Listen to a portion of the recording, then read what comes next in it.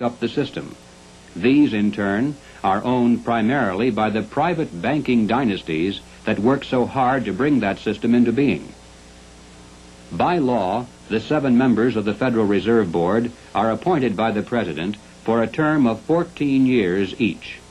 In spite of the incredible length of these appointments, nevertheless, they're supposed to create the illusion that the people, acting through their elected leaders, have some voice in the nation's monetary policies. In practice, however, every president since the beginning of the Federal Reserve System has appointed only those men who were congenial to the financial interests of the international banking dynasties. There have been no exceptions. It is now known that the original Federal Reserve Board was handpicked by Colonel Edward Mandell House, who early in his career had represented British and American banking interests. The intimate papers of Colonel House, edited by Charles Seymour, reveal House as the unseen guardian angel of the Federal Reserve System. In the words of Mr. Seymour, the Schiffs, the Warburgs, the Kahns, the Rockefellers, and the Morgans had faith in House. In 1912, Colonel House authored this book entitled Philip Drew, Administrator. The hero, a thinly disguised version of himself in real life, was a behind-the-scenes manipulator of prominent political figures. In the disguised form of a novel, the book lays bare the general strategy that has been followed ever since, even to the very present. It tells of how a small group of insiders cause a depression, and then bring about the election of a man named Rockland. Rockland gives fireside chats and launches a program called the New Era to strengthen government control over the masses. Eventually, the insiders who control the government weaken the country deliberately to the point of civil war, which provides them with the excuse for establishing a dictatorship under Philip Drew. Colonel House was the man who selected Woodrow Wilson as a presidential candidate, and later became his principal advisor. Wilson was totally dependent on House for all political decisions. He was his alter ego. The president himself had written, "Mr. House is my second personality. He is my independent self. His thoughts and mine are one. If I were in his place, I would do just as he suggested." When the federal government goes into debt, it borrows that money from the Federal Reserve System. The national debt presently is at the 400 billion mark. Just to pay the interest on this debt, taxpayers are forced to contribute over $20 billion every year. And remember, that is interest on money created out of nothing. At National Convention time, $20 billion can determine far more politics than all the shouting and placard waving and brass bands combined. And one can only imagine the economic and political pressures that are brought to bear on a candidate seeking public office. Pressures and commitments to make sure that if elected, the new president will make the correct appointments, not only to the Federal Reserve Board, but also to ambassadorial posts, government agencies, the cabinet, and even the Supreme Court. This is why, through the years, administrations change, party labels change, but major policies do not. In 1870, a wealthy British socialist by the name of John Ruskin was appointed as Professor of Fine Arts at Oxford University in London. He taught his students that the state must take control of the means of production and organize them for the good of the community as a whole. But he advocated placing control of the state into the hands of a single dictator. He said, "My continual aim has been to show the eternal superiority of some men to others, sometimes even of one man to all others." Dr. Quigley tells us, Ruskin spoke to the Oxford undergraduates as members of the privileged ruling class.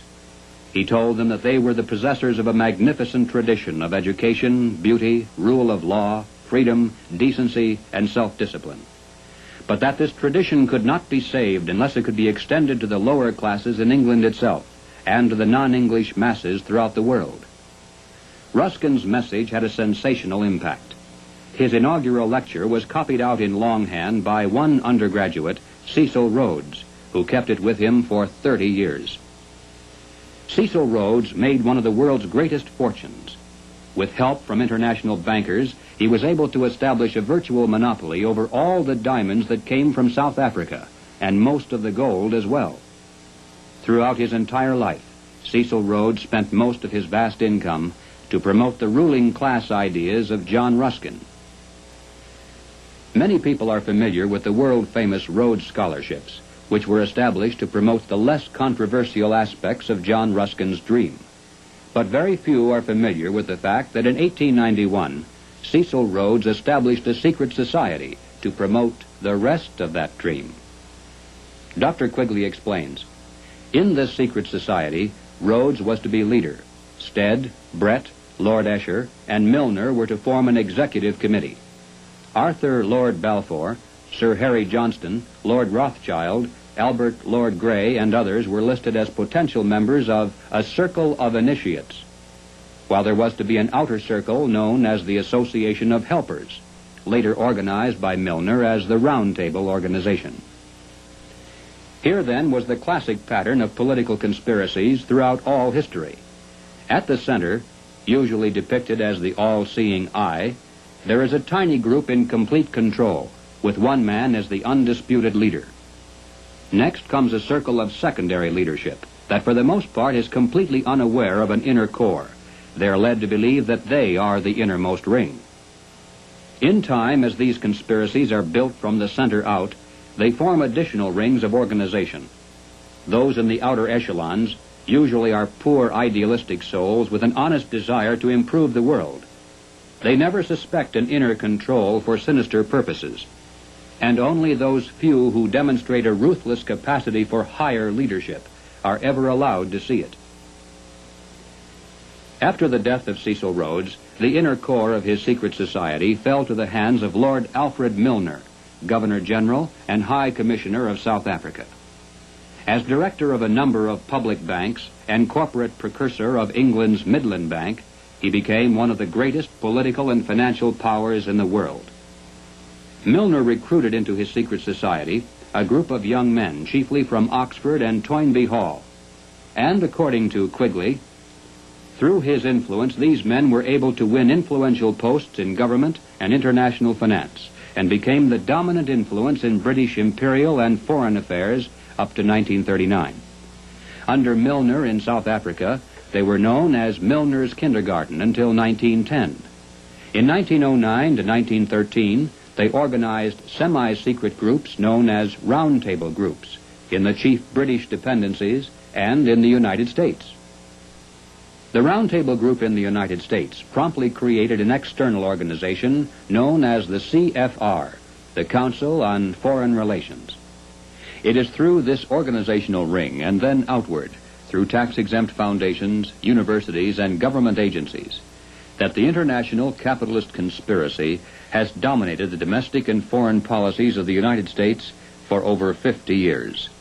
Unless there is any doubt as to who is behind the CFR, Dr. Quigley tells us bluntly, in New York it was known as the Council on Foreign Relations and was a front for J.P. Morgan and Company in association with the very small American Round Table Group.